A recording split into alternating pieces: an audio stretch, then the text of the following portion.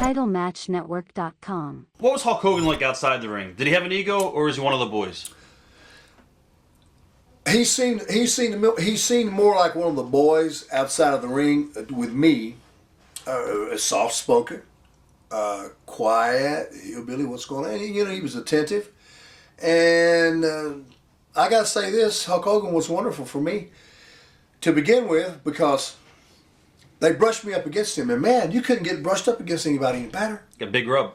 Yeah, it was a big rub. I mean, they just put me like, boom, go ahead, Hillbilly.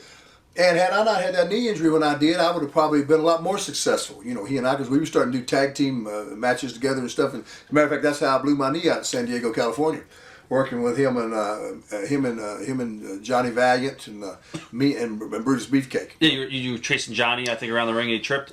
No, that deal was in the San Diego Sports Arena.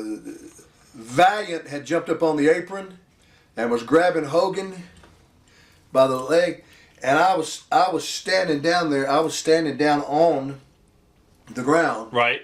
And they did a deal where Beefcake was going to go off the ropes and come and give Hogan a smash, like a shoulder block. Right. But Hogan moves out of the way, and when he does, the deal was he hits Johnny Valiant. Johnny Valiant jumps off there, and I'm to catch him. But Johnny, I had my knee for Johnny's boot kicked me right here at that patella tendon. Knocked my patella tendon right up here. Oh. It was horrible. Yeah.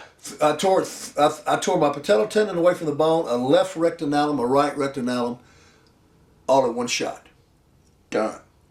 And that was it. I was just taking off really good. I think Hogan and I were going to do a lot of things around the country. Yeah. Good. We could have got that thing worked up, and we've been in the garden with it, and we could have been all over, a couple pay-per-views with it, but I had to go to the hospital and get fixed. Mm-hmm. So, but Hogan. But let me back to Hogan. Hogan was always fantastic to me, and Terry's always been real nice to me. And a lot of the things that I've seen about him, I've seen through secondhand, through the TV or through the media, or I get a second report from somebody. And for better and for worse, he's always been good to me. Now, I wish things had turned out better for him.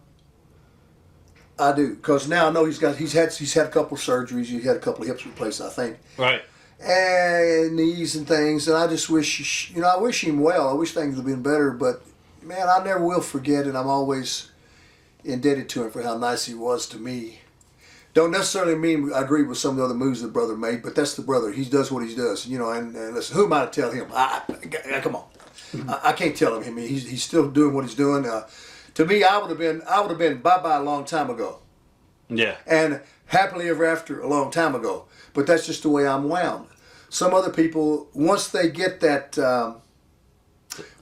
show business bug, and the biggest word in the universe is what? Ego.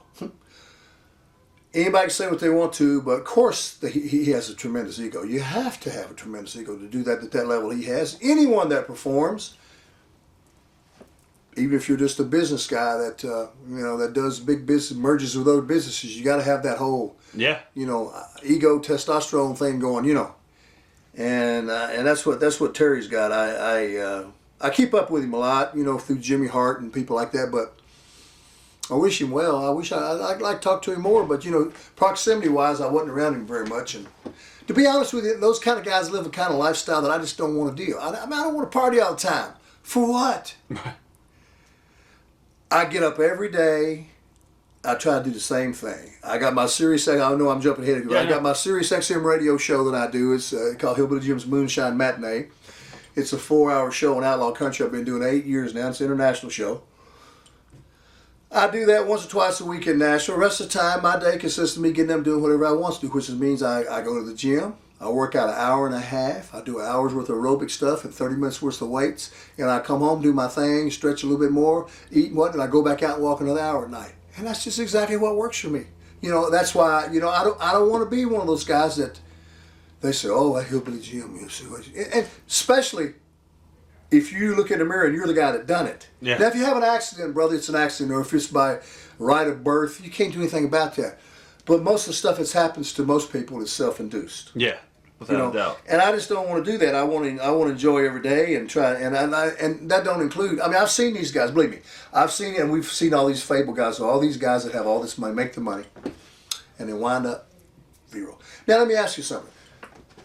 Wouldn't you have been better off to not never had that money and lost it than to have had it and lost it and have to live with the reality that I blew it? I don't want to be like that. I mean, that's just me. Back to what Jay Strongbow said, ain't how much you make, how much you save, how much you keep. You know.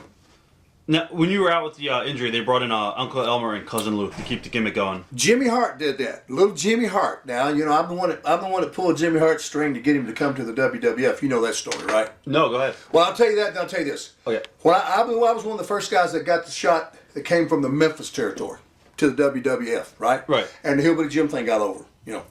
Blah, blah, blah, blah, blah, blah, blah, blah, blah. I was in Memphis, and I was living down there for a while. Howard Finkel called me one day, and we were talking. He says, Hillbilly. I said, hey, Howard, what's going on? I was off for a few days. He said, we were talking about Jimmy Hart. He said, you talk to him much? I said, I talk to Jimmy all the time. I said, I know he'd love to come. He said, do you think he would? I said, yeah, he would. I said, Jimmy's, you know, even though he's staunchly, you know, Jerry Lawler and the AWA down here in Memphis, I said, but I believe he'd love to come. He said, wow. He says, that sounds pretty amazing.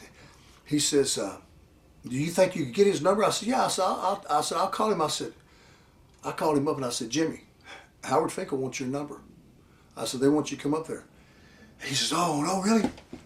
Next thing you know, Vince McMahon calls Jimmy Hart. Jimmy thinks it's surreal. Oh, yeah, sure. And it's really Vince. Blah, blah, blah, blah, blah. Next thing you know, I get the phone call. Oh, baby, I love you. Hold on, what's going on, Jimmy? What happened? Oh, baby, Vince McMahon. I said, settle down. And he explained it to me. He explained it to me. Oh, baby, I tell you right now, I love you, brother. I'm gonna do this. I'll do. Oh my God, I love you forever. Oh my God, I can't wait. And I'm gonna do. And so next thing you know, Jimmy gathers up all of his Jimmy Hart stuff, the goodies and gimmicks, and he goes to Connecticut for the meeting, and it's history. And fast forward to Jimmy's Hall of Fame induction a couple of years ago, he mentioned me. He said, I want to thank my friend Hillbilly Jim. He said, if it wasn't for him getting that call from me, I would never got up here. And then Jimmy, in return, is the one that made the call. If I'm not mistaken, I know for Randy Savage. And then for Rick Rude, a few more, you know. Wow. So those are the guys that really got the whole thing started, you know, I mean. Yeah. On that level. Now, I got off point here a little bit. What was the We're talking about when you got injured, they brought in Uncle Elmer. Uncle Elmer, okay. When I got hurt, I got hurt on February 25th, 1985. You don't forget when you get your knee knocked up to the middle of your thigh. And I was in San Diego at the Sharp Cabrillo Hospital out there, and I had to have all that reconstructive stuff. Well, not reconstructive, but just things pulled back and stretched and all that, and the pins in my legs, and and blah blah blah, and pins and whatnot. TitleMatchNetwork.com